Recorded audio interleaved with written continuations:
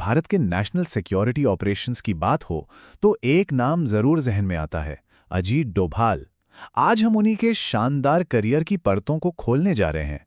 एक ऐसे शख्स जिनका नाम ही भारत के सबसे बोल्ड और इंपॉर्टेंट मिशंस का दूसरा नाम बन गया है।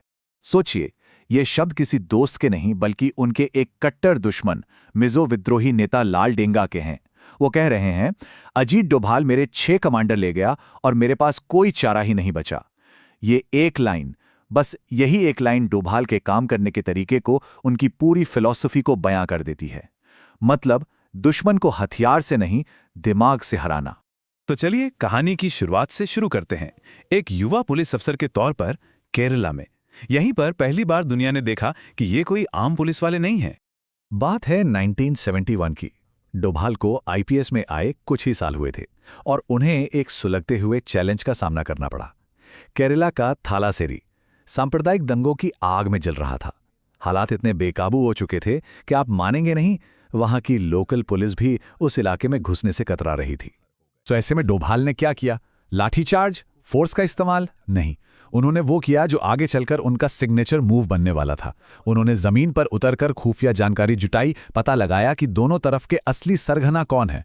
फिर उनसे सीधी बातचीत की और सिर्फ बातचीत नहीं, लूटा हुआ माल वापस करवाया। और इसका नतीजा जबरदस्त। सिर्फ 1 हफ्ते के अंदर बिना किसी बड़ी हिंसा के दंगे खत्म हो गए।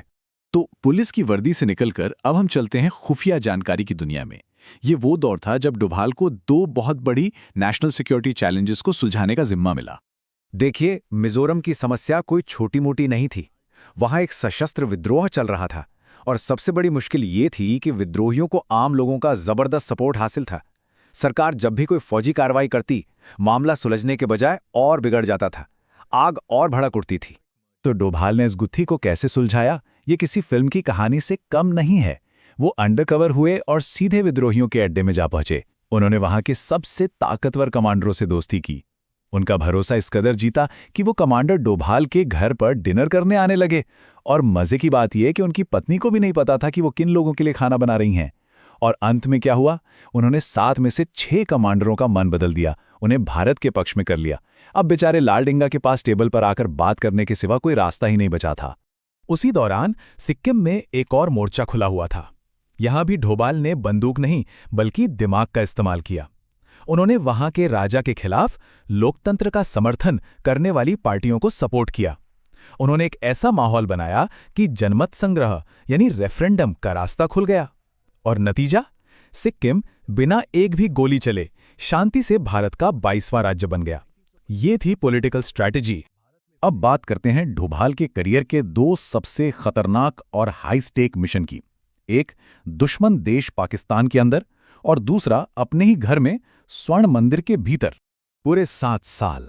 सोचिए, 7 साल तक अजीत डोभाल पाकिस्तान में एक अंडरकवर एजेंट बनकर रहे। ये कोई आसान काम नहीं था।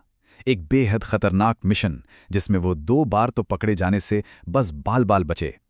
लेकिन इस लंबे और जोखिम भरे समय में उन्होंने पाकिस्तान के न्यूक्लियर प्रोग्राम से जुड़ी बेहद कीमती जानकारी भारत तक पहुंचाई।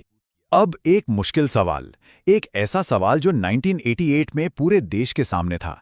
किसी पवित्र स्थल को आतंकवादियों से कैसे छुड़ाया जाए, वो भी बिना पुरानी गलतियों को दोहराए, क्योंकि पिछली बार का अनुभव बहुत ही दर्दनाक था।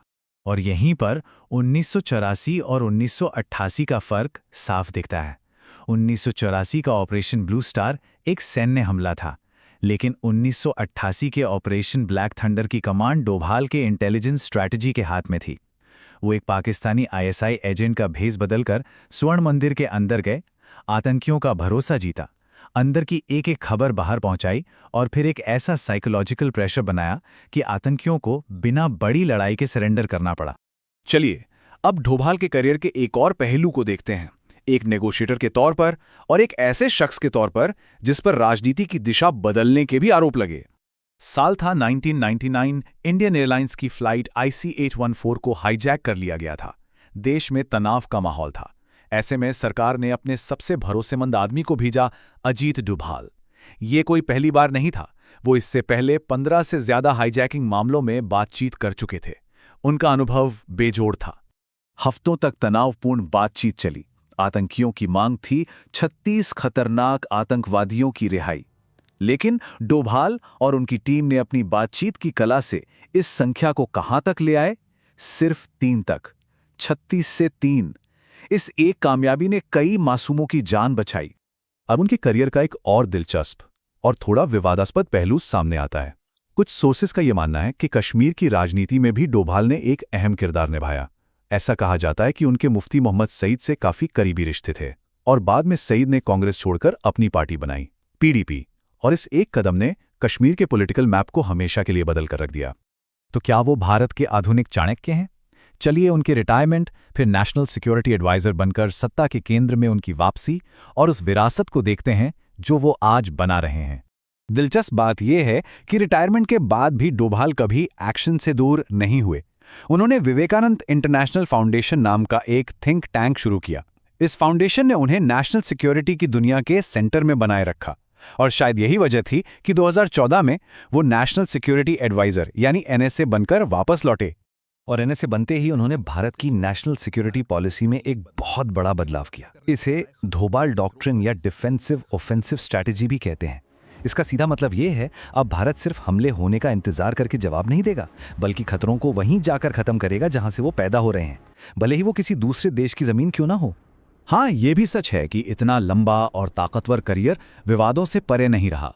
डोभाल और उनके परिवार पर भी कई तरह के आरोप लगे हैं, जैसे उनके एक बेटे की एक पाकिस्तानी नागरिक के साथ बिजनेस पार्टनरशिप को लेकर सवाल उठे, या फिर विदेशी रक्षा कंपनियों द्वारा उनके दूसरे बेटे के फाउंडेशन को स्पॉन्सर करने के आरोप भी लगे।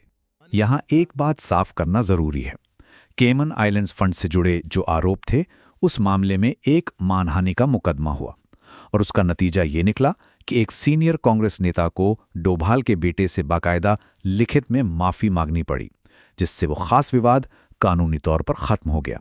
तो आखिर में सवाल वहीं आकर रुकता है। जब हम अजीत डोभाल के पूरे सफर को देखते हैं, एक पुलिस अफसर से एक जासूस, एक नेगोशिएटर और आप देश के सबसे ताकतवर नेशनल सिक्योरिटी एडवाइजर तक, तो उनकी असली विरासत क्या है? क्या वो एक सुपर स्पाई हैं, एक महान रणनीतिकार, या फिर एक जबरदस्त राजनीतिक ताकत?